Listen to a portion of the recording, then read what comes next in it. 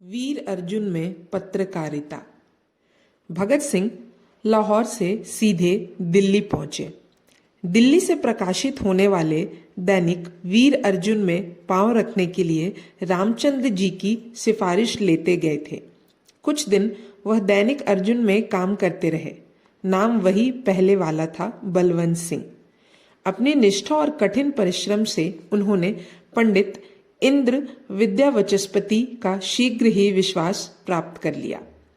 इंद्र विद्यावचस्पति अमर शहीद स्वामी श्रद्धानंद जी के सुपुत्र थे।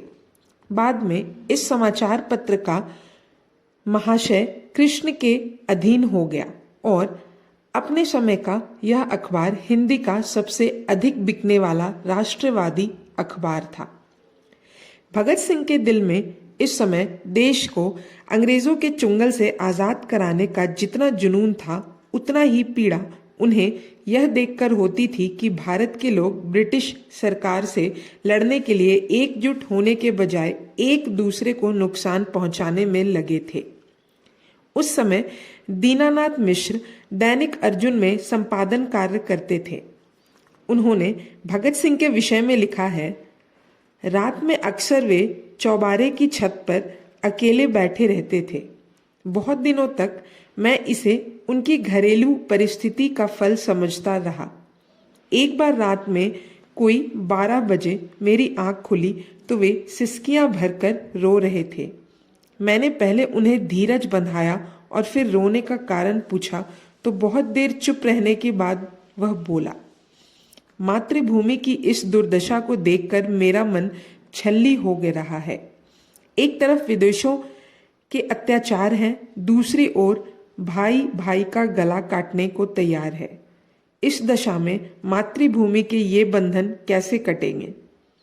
कुछ दिन बाद वे फिर कानपुर पहुंच गए। गंगा में बाढ़ आई हुई थी। ऐसे अवसरों पर स्वयं सेविका करना उनका पैतृक गुण था। लोगों को बचाने व बसाने में जुट गए। कानपुर में ही भगत सिंह की मुलाकात प्रसिद्ध क्रांतिकारी चंद्रशेखर आजाद से हुई थी। आजाद उस समय कानपुर में थे और विद्यार्थी जी के मेहमान थे।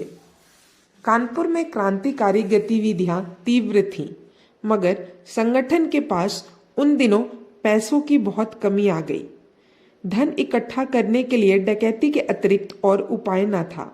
अतः क्रांतिकारियों को डकैतियां डालनी पड़ी। कई बार डकैतियों में भगत सिंह को शामिल होना पड़ा, परंतु डकैती के विभत्स दृश्यों से उनका हृदय चित्कार कर उठा।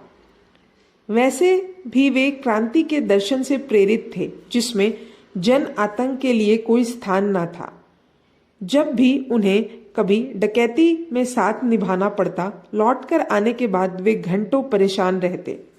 कुछ दिन बाद भगत सिंह पुनः लाहौर लौट गए। भगत सिंह ने पत्रकारिता कुछ ही दिन की, लेकिन वह पत्रकारिता करियर के लिए नहीं थी। वह पत्रकारिता केवल अंग्रेजों के आंखों में धूल झोंकने और राष्ट्रवाद का प्रचार करने के लिए ही थी। वीर अर्जुन में सरदार भगत सिंह ने कई सुंदर लेख भी लिखे, जो देश के आज़ादी के लिए उनकी तड़प को दर्शाते हैं। उन्होंने एक आलेख में लिखा था कि कितने दुख की बात है कि मेरा देश पराधीन है और मैं और मेरे जैसे अनेक युवा चद्दर तानकर चैन की नींद सोते हैं। धिक्कार है हमें और हमारी जवानी को, और मैं प्रतिज्ञा करता हूँ कि जब तक देश आज़ाद नहीं हो जाएगा तब तक चैन की नींद नहीं सोऊंगा, भले ही इसके लिए मुझे बार बार बलिदान देकर बार बार ही जन्म क्यों ना लेना पड़े।